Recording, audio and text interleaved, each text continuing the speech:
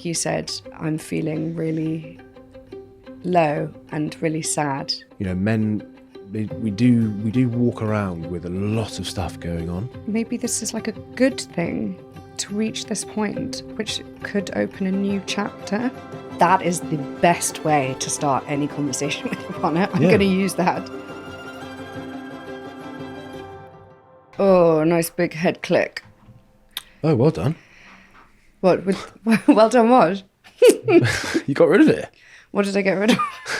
You got a friend on your face this morning when you woke up. I had a big fat white head right by my mouth. Oh, yeah. It was a big fat white head. Men are like spots, pains in the arse. Hey! No. How are you feeling this morning? I am okay. I'm much better than I was last week, which is good. Good. How are you? Yeah, I feel good. I actually just wanted to say thank you for taking Leo to nursery this morning on your own. Because it gave me an opportunity to have a little bit of extra time on my own, and I think I really needed it. I had an MRI, a late night date night with an MRI last night, and I had like a huge surge of adrenaline. What, before it? Going into it, my whole body was literally convulsing. I was freezing. They had to give me 2 blankets to go into it. I had a real kind of like triggered moment. And did you go all the way into the machine? Yeah, because it was actually my abdomen and I'm small, and the bit that they're scanning kind of needs to be in the center of the machine. Yeah. So annoyingly, my head was in it. And luckily this time around, it was only half an hour. But I've had them done before and they've taken a lot longer and they've been really challenging, actually. As in, because it's so claustrophobic. It's very claustrophobic. Yeah. I wonder how people that are any bigger than me actually handle it. Do they put glass, so you can see a reflection of some view versus... Sometimes I think if you have a posh one, so maybe a private one, they could put something over your head that has, a reflective mirror so you can see the people behind the glass. Oh, I didn't have this, so I was just staring at the sort of, just at the wall of the machine. Just the and white. it was not great. Do you know what's a bit weird? I don't know whether you believe in past lives. Do you? I don't know what you mean. Well, just having lived a life on this planet Before, but maybe in another guise. So as an animal or as another person. Right. I am convinced that I've had an experience in a past life where I've had some sort of relationship with an MRI scan or being really, really claustrophobic, like in a really small tunnel. Because but basically when I was younger, I remember the first time I ever went to the Natural History Museum. Right. Oh no, maybe it was the Science Museum. And they had a section on the first ever MRI scans. And I felt this really heavy, visceral reaction to it, as if I'd been in that machine before in another life. Isn't that crazy? Or is it just that because I was when really I think young. of an MRI scanning machine, I get very tight around my chest as a reaction to the idea of going into a machine like that. Is that not? But this was when I was probably like 8. And I looked at it would have been behind this big cabinet behind glass, and I saw the machine and I just felt something inside my body shift, and I just knew that I'd been in that before, and obviously I hadn't been in one as a child. So this is hella woo woo. Isn't that woo woo? Anyway, so I had that last night, and then I had quite a late night because I had a consultation afterwards. Right. And this morning I just wasn't sure how I would feel because I didn't know if I'd feel really, be experiencing a lot of adrenal fatigue, having been through that heavy experience. Yeah. But actually I kind of felt okay. And I did a longer yoga session, and then I did some lion's breath. Some what? Some lion's breath? Yeah. Oh, that's what we were doing over breakfast. Yeah. And that actually really helped. Do it. Like a bunch of like huskies. What? No, I'm not doing it on this. That'll sound horrible. Do the action. You do the action. I think I've done it before. You have to stick your You've tongue done out it before? like this. You have to stick your tongue out? Yeah, you go, That's try and get your such a tongue to bizarre your chin. What? And then you go, ah. I mean, a class environment of that happening is... It felt so empowering, and I actually felt a huge release, and I really needed it. Is that what you were doing when I was at nursery then? Yeah, I lay on. I'm really grateful that you've moved the kitchen table, so there's now a huge space in our kitchen with that really beautiful antique rug, and I just lay on there, and I made a lot of funny noises for about 10 minutes. That is interesting how much joy that's brought us both. That space there, that feeling of space. Yeah. That's a representation of where I'm at in life. I'm very excited about that open space in the kitchen there.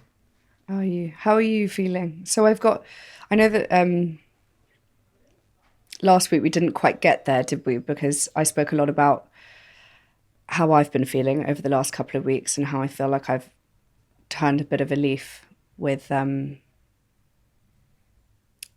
ways to slow down. Yeah. And prioritising my mental and physical health. And you had mentioned, well, we spoke, well, I mentioned that we'd had a conversation where we sat on the sofa in here because you'd had a bit of a wobble. And interestingly, actually, I've got a he said this week. You opened up to me and you said, I hope you don't mind me saying this. I have no idea what you're about to say, so you'll find out. But you said, I'm feeling really... I think there's two different things. But last week you said, I'm feeling really low and really sad. Yeah. And I've never, ever heard those words come from your mouth. Mm. It actually really took me back. Did I tell you that on the sofa? No, you said that you'd been ill for over a week at this point. I think you must have said it on the weekend. And you looked different. And I think you hadn't exercised for a week. And you said that it's really affecting your mental state. Yeah. And I was thinking about it a little bit this morning. I just want to let you know that I felt so much love for you when you said that. It kind of made me feel really different. Yeah, it's interesting, isn't it? Even hearing that, and I'm on this journey of really making efforts to let you know when I'm feeling low or not particularly happy, but it's still very hard for a man to do that. And this is not the first time that you've kind of verified it as like the right thing to do. And actually you respond much better to it when I am open about my feelings. Does that make sense? Yeah. It's just this ongoing, and I think it's getting better. I think it is definitely getting better. I really respected you for saying that. Well, thank you for saying that, because I suppose it makes it easier. You feel less exposed doing it. I'm pretty vulnerable as far as it goes with emotions and how I feel, especially as a man. And I'm, like I say, trying to get better at it. So it's good. It's good to hear that it's well received, if that makes sense. Yeah, it makes a lot of sense. I got a lot going around in my head this week, actually, so I'm going to struggle to articulate all this. Where should we start? What question? What question shall I ask? And this is actually, I think, good for people listening to know. What is a good way for a woman to ask a man to get into their feelings? Like, what would be... What's the ideal setup? What's the entry? Yeah, what sort of question could I ask that allows you a safe space to talk? Let me think about how I would ask a male friend of mine. It's a really good question, though, because you're kind of addressing the importance of having that environment and the dynamic right. Because if you have it right, then that's when you'll find a man will be a lot more open and will flow through the conversation easier. What I would ask a friend is, what's going on in your mind at the moment? What you're carrying, what you're thinking of? Because I think men these days, and this, I'm speaking from, an observer of my own mind and how I'm operating at the moment, but also friends of mine, friends of friends, men, we do walk around with a lot of stuff going on all the time. So what's been going on in your mind?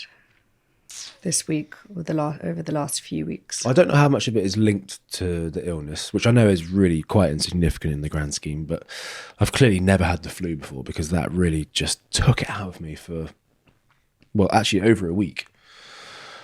And I'm usually quite good in those moments. I can almost talk myself out of it, and I can be like, come on, just keep cracking on. It's only a cold, or it's only this or whatever. But this time I just couldn't. I was so unwell. And as time went on, I just found myself getting really quite low. And I'm trying to pull myself out of that mindset now. The wheels came off completely, to be honest with you. I was having so many unhelpful thoughts, and I was doubting everything. I was doubting my career and where it was going. I was doubting my lack of direction and conviction behind it all. I was panicking about this second home thing and not feeling like I can contribute to it in a way that would make me feel proud. And then it started to trickle into smaller things as well. Even building that unit that I'm looking at right there. For some reason, I felt really incapable because I didn't do the hinges at the end. So I should have looked at that and be like, oh, well, fair. Like that's like a sort of a representation of, oh, you know, he is doing some useful stuff, even though he's feeling quite low. This is a bad example, but It's not a bad example. I didn't walk away from that feeling like I've accomplished anything. I thought, oh, well, Will just did the hinges, and that was probably the technical part. When in actual fact, it wasn't. No. But that's just an example of how I'm viewing stuff in the wrong way at the moment. I'm so like down in the weeds, and I'm not feeling particularly grateful for who I am or what I'm doing, and therefore it's really impacting my energy that I'm giving out, if that makes sense. So I'm trying to get on top of it. I'm trying to get back into journaling. Today I will do some exercise, which will be the first time in like 12 days, which I know already, and you know this, you know, exercise is a major outlet for me. So if I can't do that, things start to compound and layer up pretty quick. Why do you think that is? I think a lot of it just goes back to I perform good if I feel like I'm looking quite good. And that's not meant to sound like a vain thing, but if I'm happy with how my body's looking and operating, and I've got no aches and pains, and I feel like I can take on the world, that's when I'm at my best almost, you know, whether it's building a shelving unit or trying to write a book or doing this podcast. I'm struggling more than I've struggled in probably since the solo episode I did when you weren't here. That's how bad I currently feel. So I was nervous coming into this podcast this morning, to be honest. Do you think that being able to train, this is so interesting because I've actually never seen you ill before, and I've never seen this side to you. I've never seen you so vulnerable. And if it's any consolation, you saying that you're giving off a really bad energy, I would actually disagree with that, because I think that you are giving off a different energy, but it's just a different state. Like you're actually a lot kind of calmer, and I wouldn't say that it's necessarily negative. I think it's just, I can tell that you're a lot more reflective from the outside, as in you're not kind of giving off, you're not someone that complains or actually heavily affects the people around you when you're not in a good place. So I think you're taking it all kind of, you know, you're taking it all on yourself, and you're kind of internalizing a lot of it. And hopefully you'll feel better for kind of talking about it, and maybe we can like work through it together, and then you might feel more confident. I think it's interesting. I wonder how many men, I suppose having routines and rituals help us feel like we're in control. We know that, and help us feel like we've got a purpose. So perhaps for you, I don't know whether you used to feel more like how you feel now in the past, and then you discovered exercise, and then that became your armor, and you built that up as part of your routine, and that's your safe place.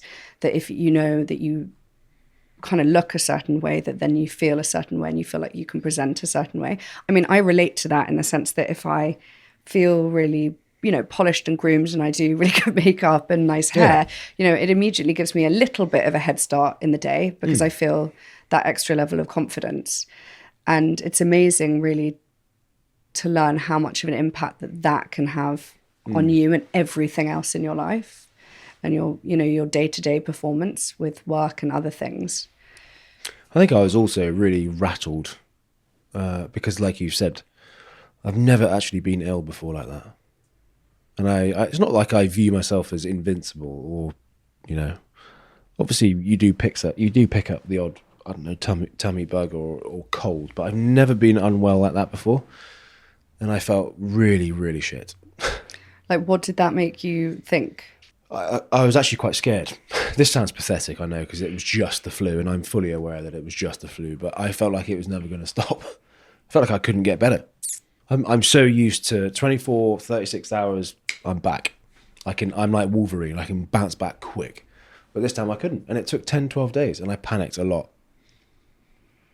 And I started, and you will relate to this because you've had such a journey with your health. You start to question and hesitate over your body's strength and capability, and I've never experienced that before in my own body, and I didn't like it at all. Powerlessness. Yeah. For me, the first time I ever felt low was when I was pregnant, and I think in the first trimester, I felt a little bit depressed. Obviously nothing on what then was to follow, but it kind of looked like, I remember walking to the park with the dogs, which was something I was just so used to doing. And I looked around me and I just remember thinking like, oh, those bushes are really ugly. Oh, that floor's really ugly. Like everything seemed really colorless and really like blank and flat. Like instead of, skipping around, seeing sweet yellow spring flowers, everything did just look really grey. And I just couldn't attach any positive emotion to any of the things that I was seeing or any of my sensory experiences around me. Do you relate to that? Or is it more like the intrusive thoughts? So you're just thinking a lot of negative self-beliefs, or? I think it's more the intrusive thoughts, yeah, to be honest. Which is not something that is... that's not necessarily a constant, but it has been over the past couple of weeks. And that's been really debilitating in many ways. Do you think some of this is tied in where you're at work-wise? So slightly to do with the wobble that you had on the wobble. I love that we use wobble. It's actually such a friendly word, isn't it, to talk about something really unpleasant. Yes, it is. It's definitely linked. I know we sort of spoke a bit about the fact that I have massively sped up in life and that you maybe feel like you've been sitting at the other end of the spectrum. Like, I don't want to put words in your mouth. No, yeah, I see where you're going. God, there's just so much gunge in my head around this. But there's also layers of context, and it goes way further back than just the last few weeks. I'm 34 years old now, and if I look at where I'm at as a 34-year-old man, I worry that I don't have my shit together. Isn't that interesting? Because from the outside, a million people will be looking in. Even I was at a lunch with some people from Charlotte Tilbury earlier this week, and they were saying how it was so nice to listen to the podcast and hear you talk, because from the outside, you look like you really have your shit together. You look like someone that has it all. From the amazing, beautiful home. I think they said the amazing, beautiful wife. No. Which I don't have. You've got Because you haven't married me. A great career. You've got a beautiful son. You've got great physical health. You're a very attractive man. There are a lot of people who would, I'd say, envy you. I say this to you quite often, and I'm not sure that it's actually that helpful. But now I've seen this, because occasionally when you might have complained about something in the past, my retort will be, but Ryan, there are loads of people that would love to be in your position. And I think, even when you used to speak about really wanting to move out of the city, I would often say, but you've got a beautiful home, we've got loads of space. Like, name someone that has a big kitchen. You've got, me, you've got Leo, you've got this, that, and the next thing. So it's really interesting to hear what's going on in your head, because that maybe isn't equating to what people see on the outside. To your point, I think it probably is quite easy to look in on our lives. Not just mine, our lives. Like we do present not in an authentic way. We have a lot of fun stuff going on, and lots to be grateful for. And actually, I spoke to my good friend Jack about it because, he's just known me for a very long time. Basically, I've been asking a lot of people about what the outside perspective or view is of me and my brand, because I suppose, in the industry that we exist in, we're essentially trying to cultivate and nurture and design our own brand, which is the Louise Thompson brand or the Ryan Levy brand.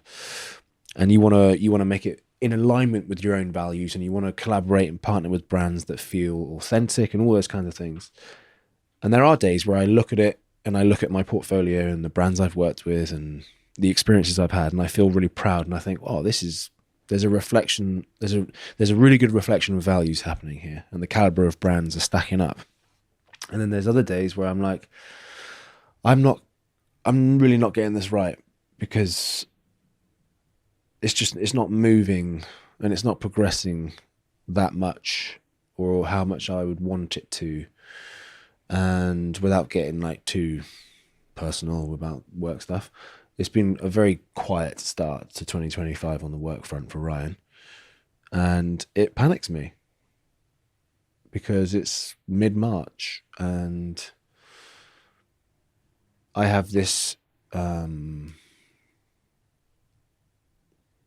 desire to become more than what I am now. And I'm at this stage now where I have a lot of hesitation, reservation, and question marks as to what is not working so well for me on the work side. And I look at you, not in a jealous way. It would never be jealous, but I look at the successes that you're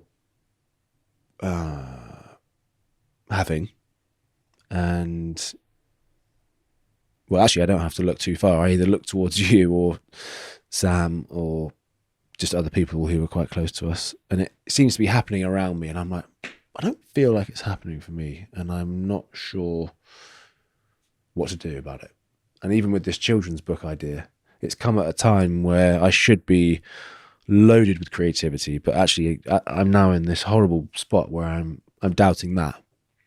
I'm adding too much unnecessary storyline, and I'm trying to force it, and that panics me.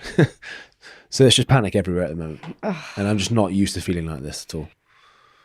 So yeah, it feels shit. So I'm reaching out to some friends, and actually even considered starting therapy again. Really? Yeah, because I feel probably as low as I've felt for a long time. Wow. Yeah.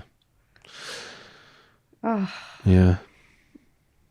Even this friggin' race in the desert in 3 weeks, I'm like, why the fuck am I doing that? What am I doing? I've now lost like my sense of direction with that. Whereas, for months that's been like, I'm going to go out there, I'm going to do something cool, create some good memories, have a story to tell Leo about, do myself proud, get rid of some baggage. And now, I even saying that, I'm not feeling it. I'm just completely. By the way, this is not a nice conversation, because I don't feel excited or happy or proud to be feeling this way, but this is how I'm feeling. I feel like a bit of a wilted flower. So yeah, it's a tricky time, and I'm really keen to turn the page on it. To be honest. Yeah. Well, I think, gosh, even just addressing it is such a big starting point.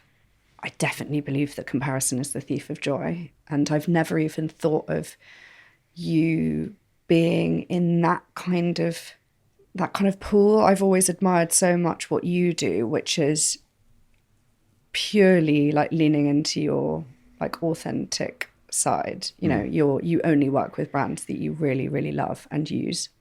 And I think that is a wonderful thing, and that definitely is recognized by people and by brands. And I would say that you've worked with out of all of the people that I know, and you know, in this kind of periphery, you have worked with by far the coolest brands, by the way. Like all of the brands that we love in this house and that we use, and I think that is a huge credit to the work that you do. And also it's been really inspiring for me to see you get stuck into this children's book idea.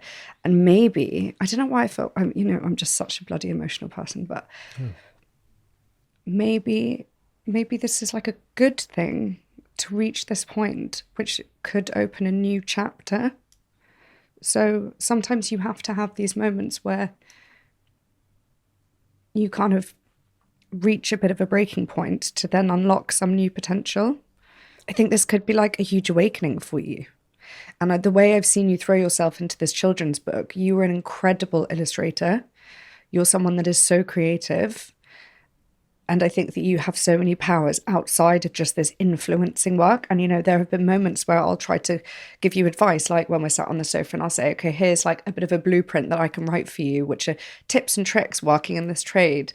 Like, you know, if you want to reset the Instagram algorithm, don't story for 24 hours, and writing out this sort of like list of tools that you could maybe implement to grow your profile more. But I think the reality is that maybe that's not your calling. You're so much better at doing things like this, having authentic conversations, and doing, you know, your sports stuff, and then doing your incredible drawings. And maybe this is part of the story that you weave into the children's book.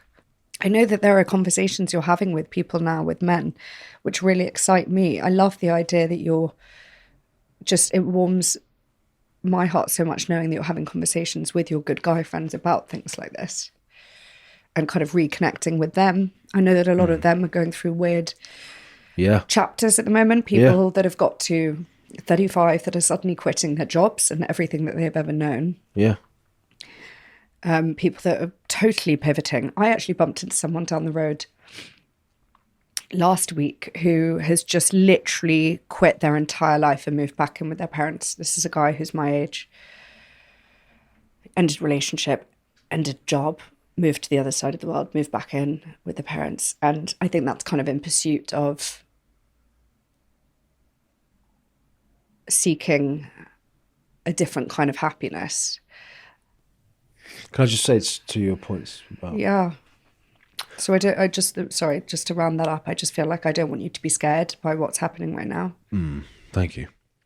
I am, to be truthful. But with the children's book idea, I think I'm holding on too tight because I can see and feel the opportunity I've got with it. And I really want that to become almost my thing. I want that to be my primary... I don't even know how to answer the question when I meet people and they say, what do you do? I don't know how to answer the question. That doesn't feel great. Like, I'll spend some yard about digital marketing online perhaps, and collaborate with brands and do a podcast, which, by the way, the podcast is very cool. But I think you know that I really want this book thing to become my lane. And I think I need to remove the pressure on the situation, because at the moment it's really not working for me. And I think probably within the context of the last few weeks, we've done quite a few school tours, and I'm sort of sat in these halls with other parents, and I'm to be honest with you, I'm spending more time observing the other parents than I am listening to the teacher, which is not good, but that's me all over. And I'm sat there and I'm thinking, I don't look like any one of these dads in the room. They're all wearing suits. They're wearing smart leather shoes.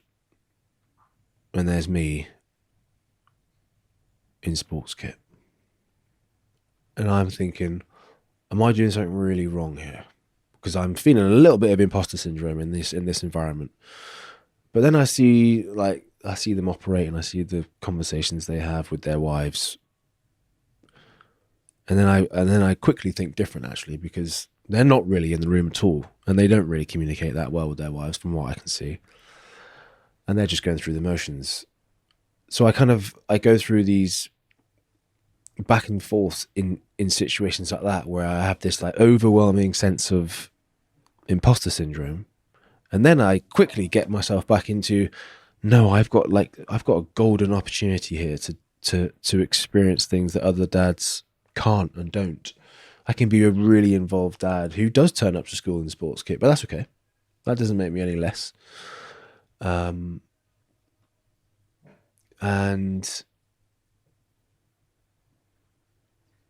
I'm just not what my brothers are. And you've said a couple of times recently that you quite like the roles that they play in terms of more of a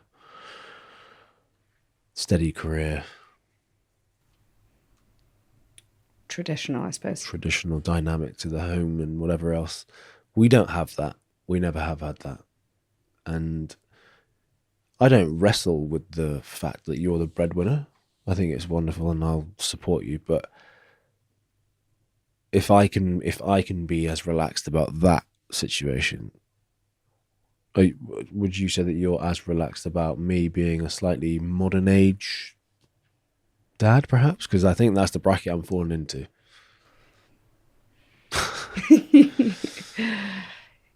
Yes. And there have been days over the past few weeks where I've woken up and I haven't said the words "fuck it" because that sounds quite fatalistic. But there have been times where I'm like, you know what, I might just fold. I might just be the stay-at-home dad, and I might just do the cooking and the food shopping, and I might just be the guy who pretends he can do DIY and just hammer things together all day, and that'll be me. Because Louise is actually just earning more than I ever will, and she's pretty bloody good at the whole business side of things. So why don't I let her do that, and I'll do the other side. But then I think I've got lots to offer as well, and I just need to figure out how to press go and start doing it. I love that for you. Which author, children's author, and DIYer and food shopper. But then we'll have moments where you'll receive on a Monday morning the messages from me going, why have I got this all so wrong? I have so much responsibility now. Can I be you or me food shopper and a cooker and a domestic goddess? As long as like everything, I think it's all about balance, isn't it? But yes, I really want you to feel good and happy in what you do.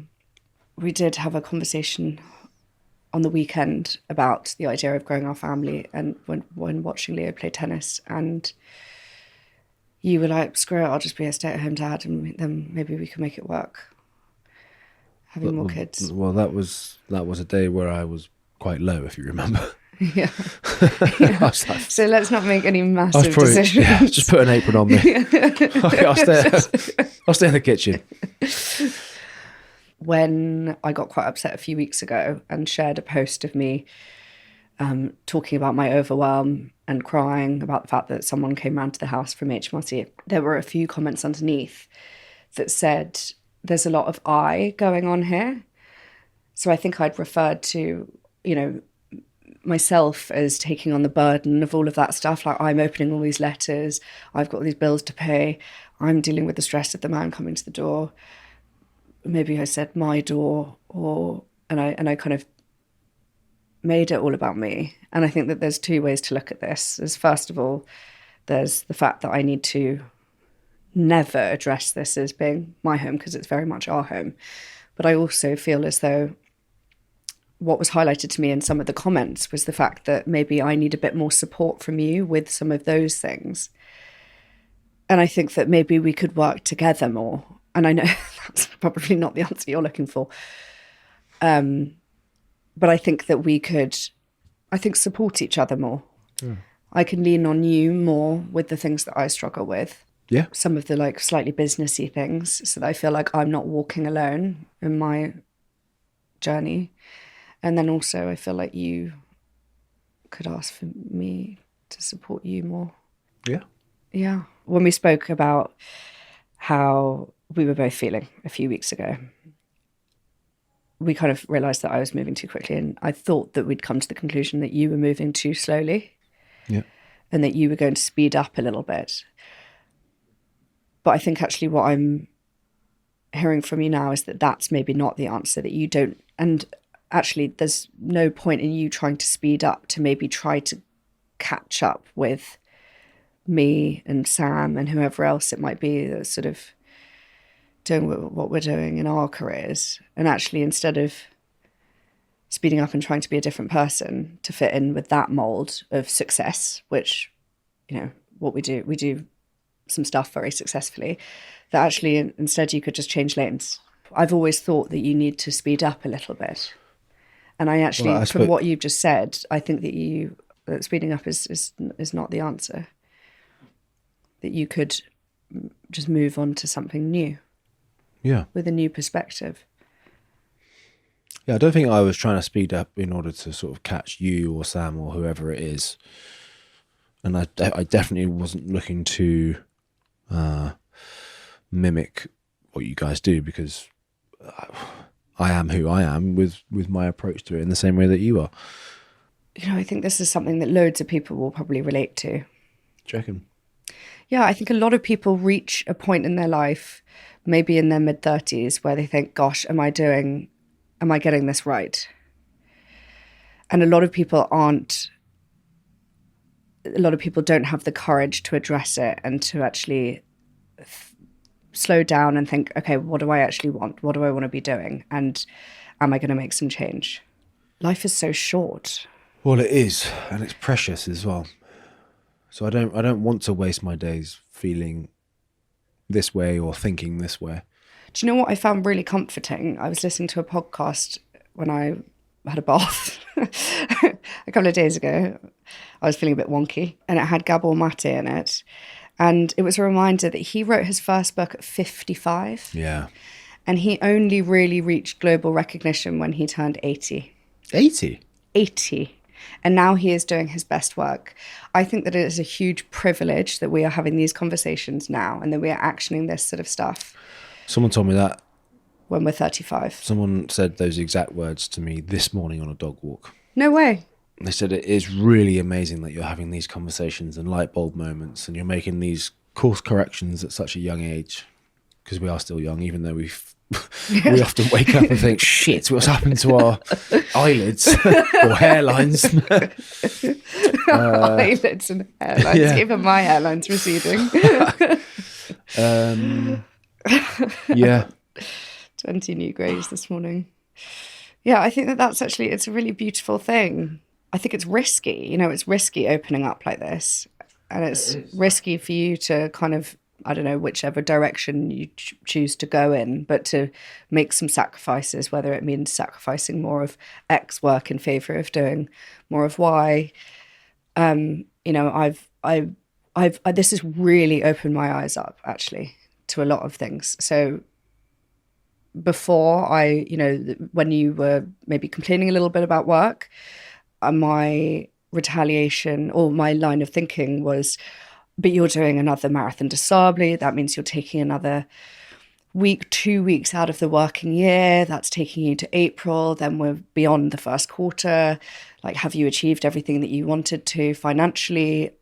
Up until that point, are you choosing to do things that, feel like maybe a bit of a luxury timing wise versus prioritizing your income?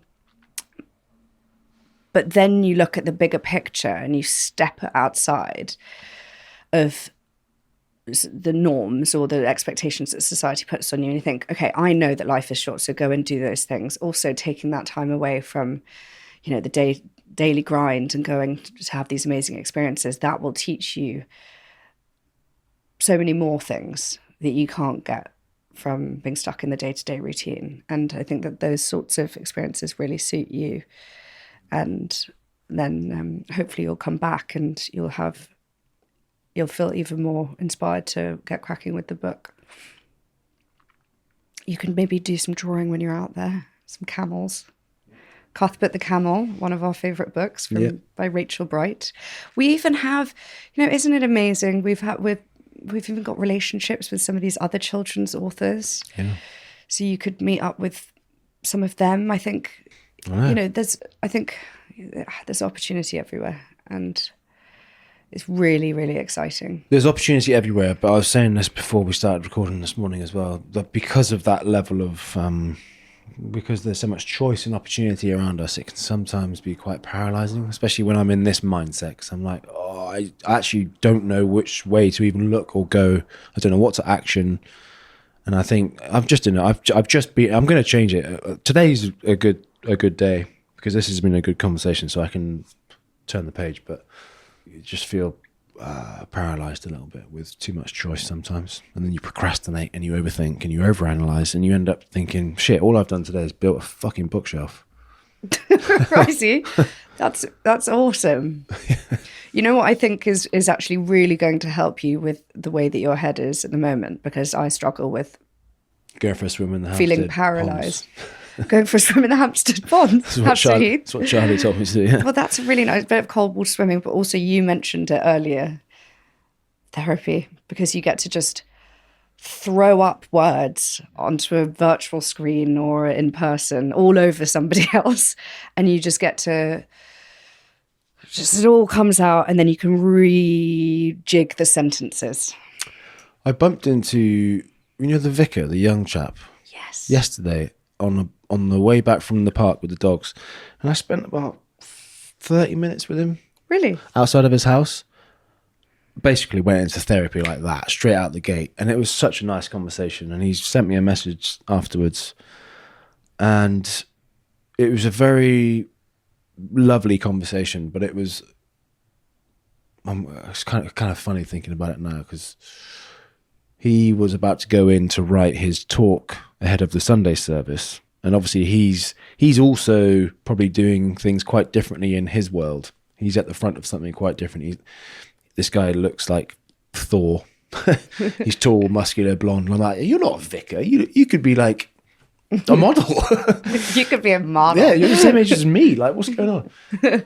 I feel like stereotypes. he was almost like showing some vulnerability with that as well. He was like, yeah, this is, and he's got 3 kids, and within this conversation, he's talking about the importance of having like good communication with his wife. And he's like, even though I'm a vicar and you might think I'm good at it, I still really struggle with it.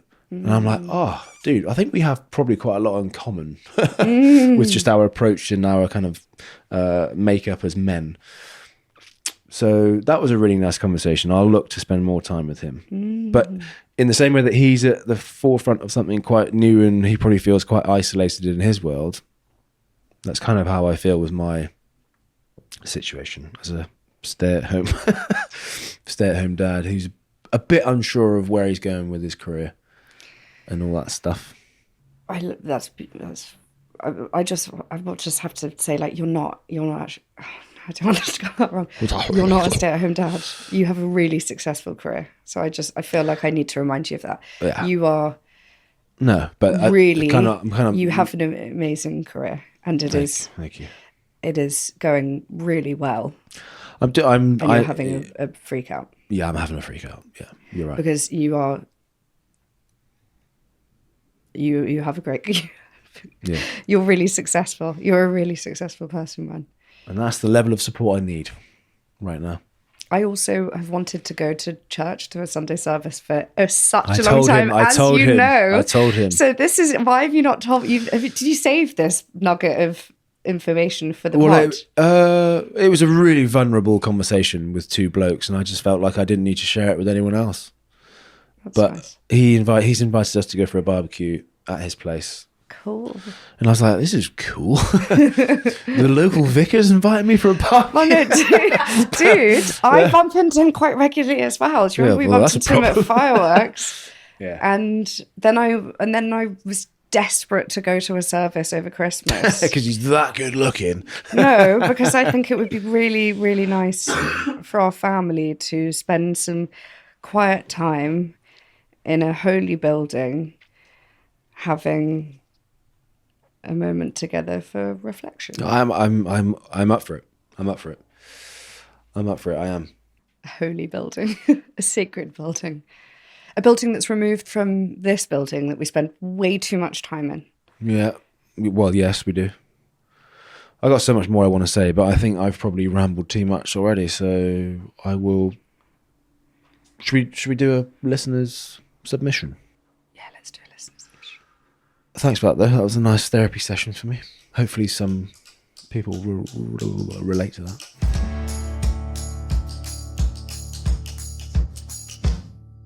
Right, Louise. Yeah. Listener submission. Okay?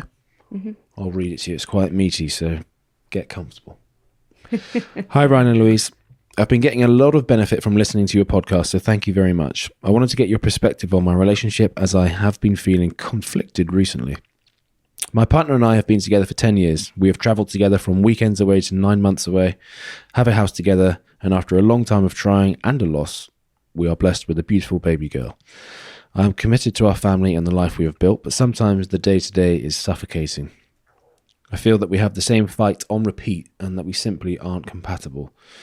I just want the energy to be light and peaceful, but it seems heavy and dark. We've had so many conversations about this, but nothing ever changes. Can people ever really change their default reactions? Brackets, him to go silent and me to be cold and blunt. Is this a normal part of parenthood? Is it enough to love him but not be in love with him? It feels impossible to split up our family, but surely our daughter growing up in a house filled with tension isn't good either. You can be brutally honest in your reply. I acknowledge that I am 50% of the problem. Whoa, that's a great way to end it. Well, it is actually, I love that they've acknowledged that they're 50% of the problem. Well, yeah, that's good. What a powerful start. Yeah. I think we sort of spoke about that a bit this episode, that there are definitely moments throughout life where you go through these phases where you do feel lost, paralyzed, trapped, stuck, frankly, brain dead, brain alive, you know, like all the different feels. Yeah. And that is really normal. Yeah. Like life, I actually think is basically just a series of failures and then learnings. You know, you're kind of just riding the roller coaster, aren't you? And learning along the way. Yeah. And kind of bounding between the good, the bad, and the ugly. And learning different ways to react from whatever circumstances you're presented with. And it sounds like you're going through maybe like a slightly rougher patch with your partner, and you guys are kind of going round and round in circles, having the same arguments. We've been there before, definitely. And I think sometimes it takes something quite big to break that chain. And ideally, you don't really want to let it go there. So you don't want to keep pushing until it gets to that like huge catastrophic event that will cause a tipping point and then kind of shift an outcome. So ideally, if you can catch it now and have a conversation about it, I think you just need to speak to your partner and say, like, this is how I'm feeling. I know that I'm 50% of the problem. We're having the same argument over and over again. What can change? Can we try something new? I wonder if she speaks Maybe have a cry.